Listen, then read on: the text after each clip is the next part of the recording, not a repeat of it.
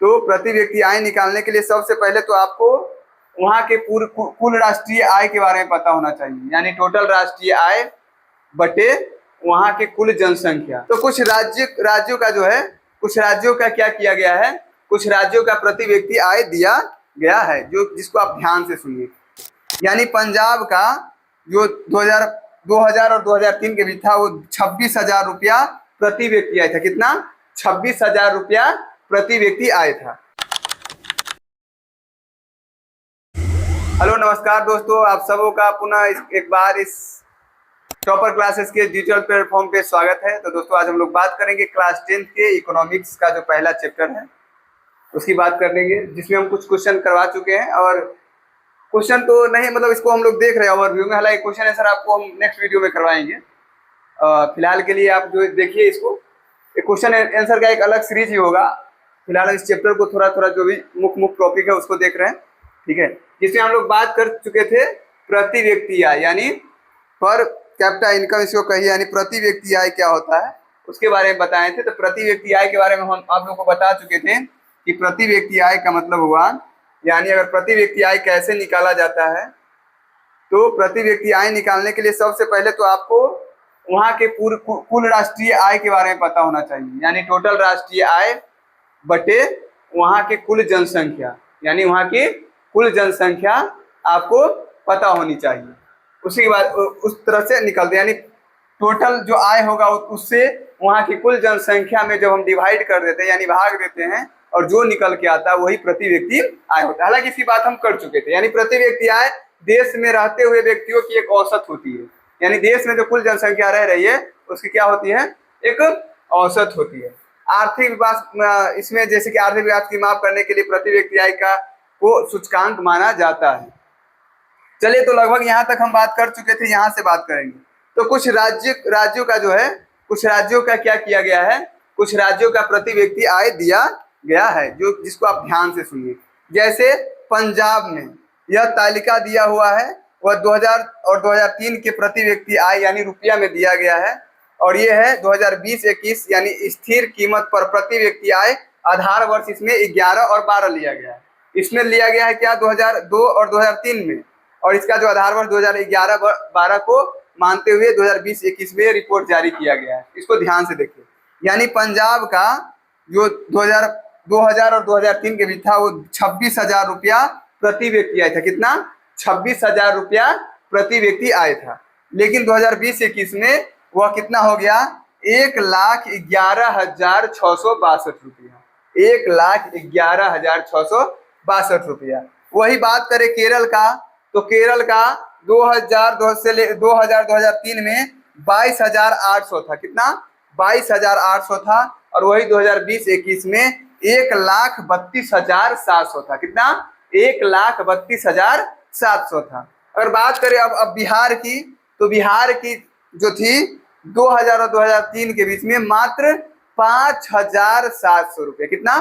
5,700 रुपया, यानी 5700 रुपया था। जबकि 2020-21 में भी यहाँ कुछ ज्यादा बदलाव नहीं हुआ, मात्र बदलाव हुआ लेकिन इस राज्य की अपेक्षा बहुत कम बदलाव हुआ। आप देखिए, यहाँ कंपैरिजन कीजिए कि पंजाब में 2000 और 2003 के बीच प्रति व्यक्ति आय 26,000 था, जबकि बिहार की बात अगर आए तो बिहार में मात्र 5700 था। और बिहार में 2020-21 में मात्र 28,127 रुपया था। कितना? 28,127 रुपया था।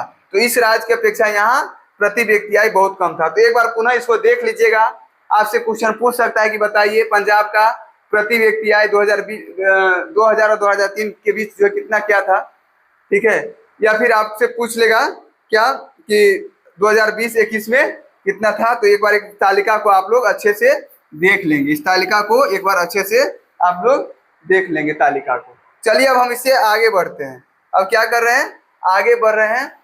अब आगे में हम थोड़ा बात करेंगे इसके आगे, तो ध्यान दीजिए, ध्यान दीजिए। यहाँ हम लोग बात करेंगे विश्व वर्ल्ड बैंक का। किसका?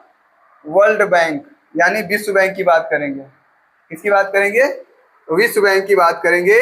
यानी विश्व बैंक की विश्व विकास रिपोर्ट, यानी विश्व बैंक की, वर्ल्ड बैंक की विश्व विकास रिपोर्ट 2006 के अनुसार जिन देशों के प्रति व्यक्ति आय, यानी यह किसका रिपोर्ट है? वर्ल्ड बैंक का। किसका? वर्ल्ड बैंक का रिपोर्ट है। और एक चीज बता दें, आप लोग कमेंट बॉक्स में कमेंट करके बताइएगा कि वर्ल्ड बैंक का मुख्यालय कहाँ है। आप लोग इस कमेंट करके कमेंट बॉक्स में बताइएगा कि वर्ल्ड बैंक जो है, विश्व बैंक है, उसका मुख्यालय कहाँ है। तो जो वर्ल्ड बैंक की रिपोर्ट थी, यानी विश्व बैंक की विश्व विकास रिपोर्ट 2006 के अनुसार एक क्राइटेरिया फिक्स किया गया कि जिन देशों की प्रति व्यक्ति आय 4,53,000 प्रति वर्ष या इससे अधिक है, यानी यह विश्व बैंक का रिपोर्ट था कि 2006 में एक रिपोर्ट वह तैयार किया कि जिन देशों का प्रति व्यक्ति आय 4,53,000 प्रति वर्ष या इससे अधिक है, वह विकसित देश कहा जाता है। यानी वह जो देश क्या कहा जाएगा?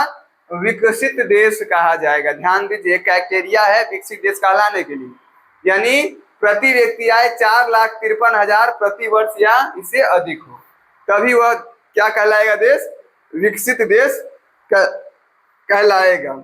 इसके बाद दूसरा रिपोर्ट क्या था कि विश्व बैंक की विश्व विकास रिपोर्ट 2006 के अनुसार, यानी जिन देशों का प्रति व्यक्ति आय 37,000, कितना? 37,000 प्रति वर्ष या उससे कम है, उन्हें निम्न आय वाले देश या विकासशील देश कहा जाता है। यानी समझिए कि यदि आपको विकसित कहलवाना है, अगर आप विकसित हैं, तो उसके लिए एक क्राइटेरिया दिया गया था कि प्रति व्यक्ति आय 4,53,000 प्रति वर्ष होना चाहिए, तब आप किस कैटेगरी में आएंगे? विकसित की कैटेगरी में आएंगे। लेकिन यदि आपका 37,000 है या उससे कम है, तो आप किस में आ जाएंगे? विकासशील में आ जाएंगे। किसमें? विकासशील या निम्न आय वाले देश की श्रेणी में आप आ जाएंगे। चलिए अब थोड़ा हम लोग आगे बढ़ते हैं। तो बताइए, भारत जो है विकसित देश है या विकासशील देश है? बताइए आप लोग, विकसित देश है या विकासशील देश है? तो भारत के प्रति व्यक्ति आय 2004 में केवल 28,000 प्रति वर्ष थी। याद रखिएगा, यानी ये 2004 की रिपोर्ट है। 2004 की रिपोर्ट है कि भारत के प्रति व्यक्ति आय 2004 में केवल कितना था? केवल था कितना? 28,000 रुपया मात्र। कितना?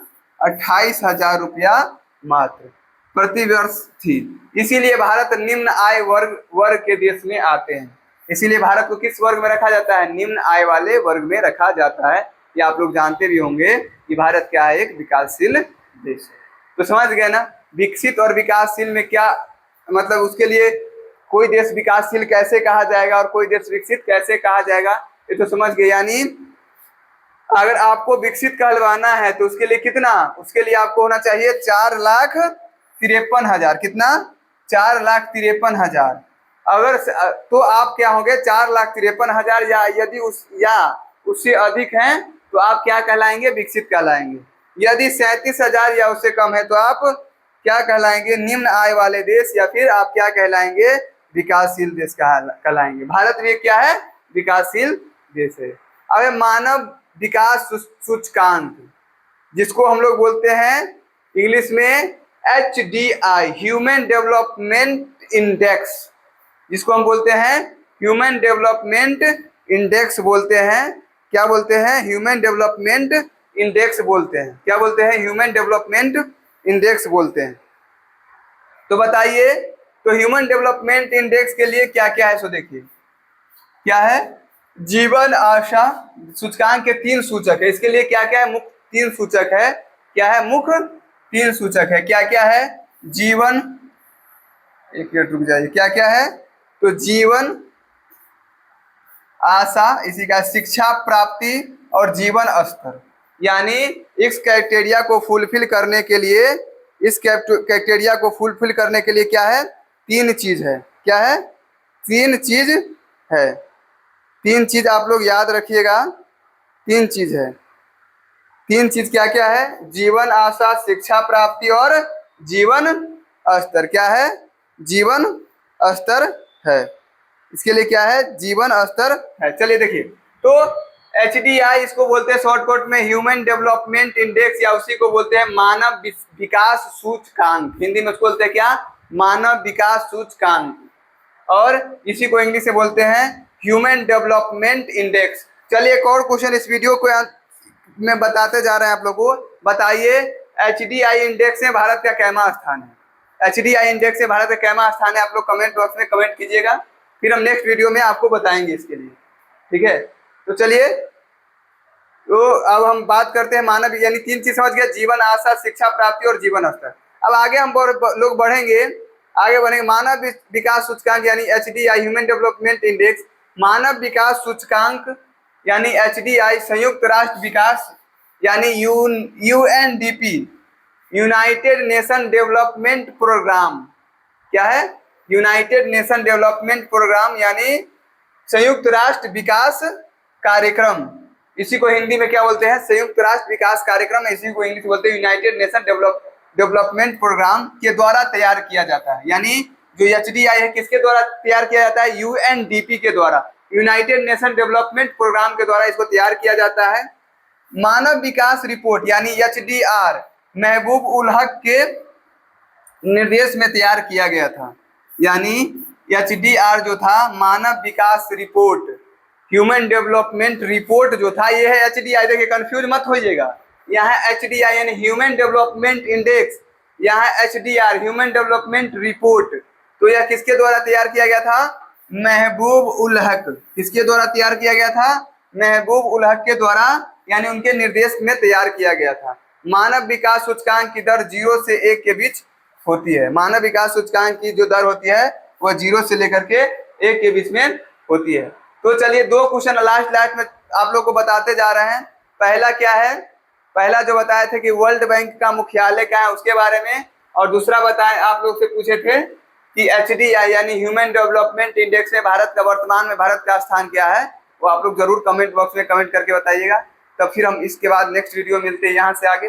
तब तक के लिए यहीं पर वीडियो को स्थगित यानी रोकते हैं, और पुनः एक बार आप लोग को बता दें कि जो भी लोग इस चैनल पे नए हैं, चैनल से जरूर जुड़ जाइए, चैनल को सब्सक्राइब कर लीजिए, अपने दोस्तों के पास शेयर कीजिए ताकि इस वीडियो का लाभ उन तक भी पहुंचे। चलिए आज के लिए इतना ही। जय हिंद, जय भारत।